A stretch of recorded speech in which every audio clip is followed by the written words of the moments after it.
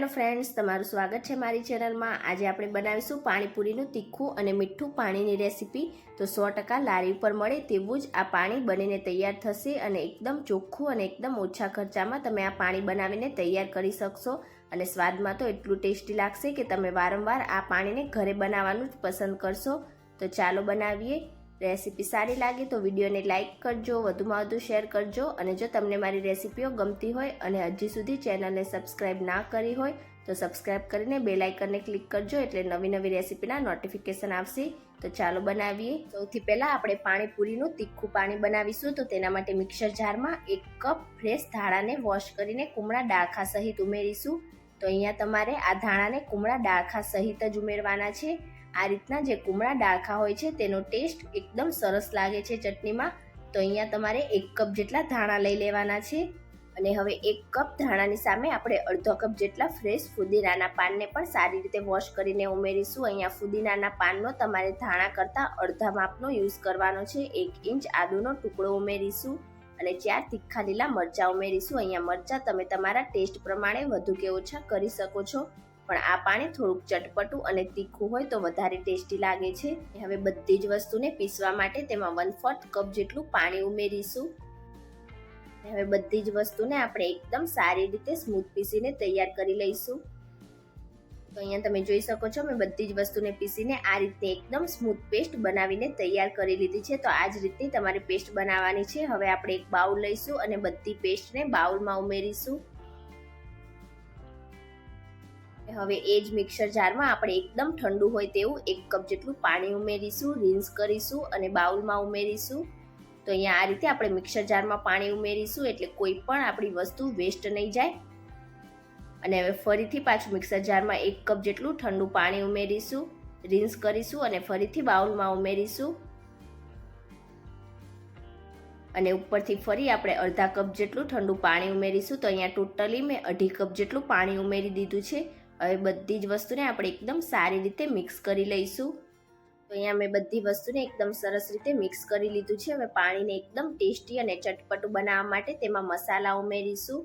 1 teaspoon સંચર powder ઉમેરીશું। સંચર પાવડરનો test આ પાણીમાં એકદમ સરસ એવો લાગે છે। અડધી ટીસ્પૂન ચાટ મસાલો ઉમેરીશું। અડધી ટીસ્પૂન કે પછી સ્વાદ પ્રમાણે રેગ્યુલર મીઠું ઉમેરીશું। અડધી ટીસ્પૂન આમચૂર પાવડર ઉમેરીશું। અહીંયા જો આમચૂર પાવડર ના હોય તો તમે તેની જગ્યાએ લીંબુના રસનો યુઝ વધારે કરી શકો છો। 1/4 ટીસ્પૂન કાળા મરીનો પાવડર ઉમેરીશું। કાળા મરીના પાવડરનો ટેસ્ટ આ પાણીમાં એકદમ સરસ એવો લાગે છે। અડધી ટીસ્પૂન શેકેલા જીરાનો પાવડર ઉમેરીશું। અહીંયા તમારે એક વાતનું ખાસ ધ્યાન રાખવાનું છે કે તમારે ડાયરેક્ટ જીરાનો પાવડરનો યુઝ નથી કરવાનો, શેકેલા જીરાના પાવડરનો જ યુઝ કરવાનો છે। 1/4 ટીસ્પૂન હિંગ ઉમેરીશું। હિંગનો ટેસ્ટ પાણીમાં એકદમ સરસ લાગે છે તો તમારે બિલકુલ પણ સ્કીપ નથી કરવાની। અડધી ટીસ્પૂન લાલ મરચું પાવડર ઉમેરીશું। અહીંયા લાલ મરચું પાવડર નાખવું ટોટલી ઓપ્શનલ છે, પણ તેનાથી આપણા પાણીનો કલર એકદમ સરસ આવશે। 1 ટેબલ સ્પૂન પાણીપુરીનો રેડીમેડ મસાલો ઉમેરીશું। તો કોઈ પણ સારી એવી કંપનીનો યુઝ કરવાનો, તેનાથી બહુ સારો એવો ટેસ્ટ આવશે। 1 લીંબુનો રસ ઉમેરી દઈશું। જો તમે આમચૂર પાવડર ના નાખ્યો હોય તો લીંબુના રસનો યુઝ તમારે વધારે કરવાનો। હવે બધી જ વસ્તુને આપણે એકદમ સરસ રીતે મિક્સ કરી લઈશું અને 2 મિનિટ માટે તેને આ જ રીતે હલાવતા જઈશું એટલે એકદમ સરસ રીતે બધા જ મસાલા મિક્સ થઈ જશે। તો અહીંયા લગભગ 2 મિનિટ જેવું મેં બધા જ મસાલાને એકદમ સરસ રીતે મિક્સ કરી લીધું છે। તો હવે આ પાણીને આપણે ગાળી લઈશું। જો તમને ડાયરેક્ટ પસંદ હોય તો તમે ગાળ્યા વગર ડાયરેક્ટ પણ તેને સર્વ કરી શકો છો। હવે આ રીતે આપણે એક બાઉલ લઈશું અને તેના ઉપર મોટી ગળણી રાખીને પાણીને ગાળી લઈશું એટલે જે કંઈ રેસા હશે તે બધા જ અલગ થઈ જશે। અહીંયા તમે જોઈ શકો છો મેં પાણીને એકદમ સરસ રીતે ગાળીને તૈયાર કરી લીધું છે અને આ રીતે જે કંઈ કોથમીર, આદુ અને મરચાંના રેસા હશે તે બધા જ અલગ થઈ જશે। તો તમારે આને ફેંકવાનું બિલકુલ પણ નથી। તમે જ્યારે પાણીપુરીના બટાકાનો મસાલો બનાવો તેમાં આ પેસ્ટનો યુઝ કરવાનો, તેનાથી તેનો ટેસ્ટ એકદમ સરસ એવો આવશે। તો અહીંયા આપણું એકદમ ક્લીન અને એકદમ સ્મૂથ એવું પાણી બનીને તૈયાર થઈ ગયું છે। પાણીને તમારે એકવાર ટેસ્ટ કરી લેવાનો। જો તમને કોઈ પણ મસાલો ઓછો લાગતો હોય તો તમે આ સ્ટેજ ઉપર મિક્સ કરી શકો છો, પણ તમે આટલા માપથી બનાવશો તો એકદમ પરફેક્ટ એવું તમારું પાણી બનીને તૈયાર થશે।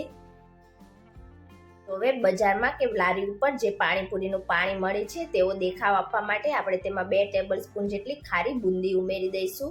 તો ખારી બુંદી નાખવી ટોટલી ઓપ્શનલ છે. જો તમે પસંદ કરતા હોય તો નાખી શકો છો અને ના પસંદ કરો તો તેના વગર સ્કીપ કરીને પણ બનાવી શકો છો. તો અહીંયા આપણું એકદમ ટેસ્ટી અને તીખું ચટપટું પાણી બનીને તૈયાર થઈ ગયું છે.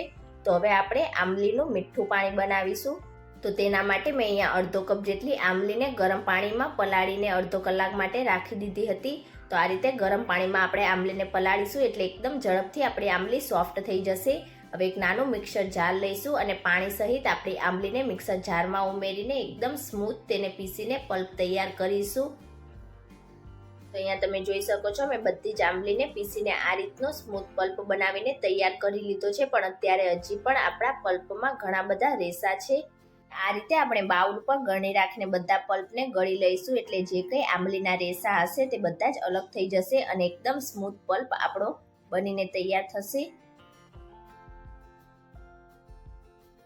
તો અહીંયા તમે જોઈ શકો છો મેં આંબલીના પલ્પને એકદમ સરસ રીતે ગાળી લીધો છે અને આ રીતે આંબલીના પલ્પમાં જે કંઈ રેસા હશે તે બધા અલગ થઈ જશે અને એકદમ સ્મૂથ આપણો પલ્પ બનીને તૈયાર થશે.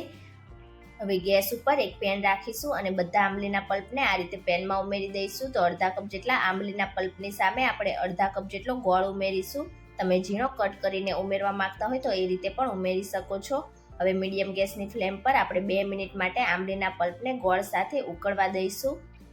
અને 2 મિનિટ જેવું થઈ જાય ત્યાર પછી આપણે તેમાં મસાલા ઉમેરીશું. 1/4 ટીસ્પૂન હિંગ ઉમેરીશું, અડધી ટીસ્પૂન સંચળ પાવડર ઉમેરીશું, અડધી ટીસ્પૂન કરતાં થોડુંક ઓછું રેગ્યુલર મીઠું ઉમેરીશું, અડધી ટીસ્પૂન કરતાં થોડોક ઓછો કાળા મરીનો પાવડર ઉમેરીશું, અડધી ટીસ્પૂન શેકેલા જીરાનો પાવડર ઉમેરીશું અને હવે અડધી ટીસ્પૂન કરતાં થોડુંક ઓછું લાલ મરચું પાવડર ઉમેરીશું. તો આ મસાલાથી આપણી ચટણીમાં એકદમ સરસ એવો ટેસ્ટ આવશે. હવે બધા જ મસાલાને એકદમ સરસ રીતે મિક્સ કરી લઈશું. મસાલા સારી રીતે મિક્સ થઈ જાય એટલે તેમાં 1 કપ જેટલું પાણી ઉમેરીશું. તો અહીંયા અડધા કપ જેટલા ગોળ અને અડધા કપ જેટલા આંબલીના પલ્પની સામે 1 કપ જેટલું પાણી યુઝ કરીશું અને હવે એકદમ સારી રીતે મિક્સ કરીને હાઈ ગેસની ફ્લેમ પર 7 થી 8 મિનિટ માટે તેને ઉકળવા દઈશું. તો અહીંયા ચટણીને ઉકળતા લગભગ 7 થી 8 મિનિટ જેવું થઈ ગયું છે અને તમે ચટણીની કન્સિસ્ટન્સી જોઈ શકો છો. આ ચટણી ઠંડી થયા પછી હજી પણ થોડી ઘાટી થશે. તો આ જ સ્ટેજ ઉપર આપણે ગેસની ફ્લેમ ઓફ કરી દઈશું અને હવે ચટણીને ઠંડી થવા માટે રાખી દઈશું. મેં ચટણીને બાઉલમાં નીકાળી લીધી છે અને આપણી ચટણી એકદમ સરસ રીતે ઠંડી પણ થઈ ગઈ છે અને ચટણીની કન્સિસ્ટન્સી ચેક કરીએ તો તમે જોઈ શકો છો પહેલાં કરતાં આપણી ચટણી એકદમ સરસ રીતે ઘાટી થઈ ગઈ છે. તો આ રીતે તમે ચટણી બનાવીને તેને 2 થી 3 મહિના સુધી એરટાઇટ કન્ટેનરમાં ભરીને ફ્રીજમાં સ્ટોર પણ કરી શકો છો. તો આ ચટણીનો તમે ચાટ કે ભેળમાં પણ યુઝ કરી શકો છો. હવે આપણે આમાંથી મીઠું પાણી બનાવીશું. તો અડધા કપ જેટલી આપણે આંબલીની ચટણીને આ રીતે બાઉલમાં ઉમેરીશું અને બાકીની ચટણીને આપણે ફ્રીજમાં સ્ટોર કરીને રાખી દઈશું. અને હવે ફરીથી આપણે 2 કપ જેટલું એકદમ ઠંડુ હોય તેવું પાણી ઉમેરીશું અને એકદમ સારી રીતે આપણે ચટણીને પાણી સાથે મિક્સ કરી લઈશું. તો તમારી પાસે આ રીતની ચટણી બનાવેલી પહેલાંથી તૈયાર હશે તો આ પાણી એકદમ ઝડપથી ફક્ત 2 જ મિનિટમાં બનીને તૈયાર થઈ જશે. તો અહીંયા આપણું એકદમ ટેસ્ટી અને મીઠું એવું પાણી બનીને તૈયાર થઈ ગયું છે. અને હવે ઉપરથી આપણે ફરીથી ખારી બુંદી ઉમેરી દઈશું અને એકદમ સરસ રીતે મિક્સ કરી દઈશું. તો એકદમ મીઠું અને ચટાકેદાર આપણું પાણી બનીને તૈયાર થઈ ગયું છે. તો તમે ક્યારે આ રીતે પાણીપુરી માટેનું તીખું અને મીઠું પાણી ઘરે ના બનાવ્યું હોય તો એકવાર આ રેસીપી જરૂરથી ટ્રાય કરજો. એકદમ ઓછા સમયમાં અને ઓછા ખર્ચામાં એકદમ ક્લીન પાણી તમે બનાવીને તૈયાર કરી શકશો અને સ્વાદમાં પણ એકદમ ટેસ્ટી એવું લાગે છે. તો આજની મારી રેસીપી તમને કેવી લાગી મને કમેન્ટ કરીને ચોક્કસથી જણાવજો અને જો રેસીપી સારી લાગી હોય તો વિડીયોને લાઇક કરજો, વધુમાં વધુ શેર કરજો અને ચેનલને સબસ્ક્રાઇબ કરીને બેલ બટનને ક્લિક કરજો એટલે નવી નવી રેસીપીના નોટિફિકેશન આવશે. Thank you for watching.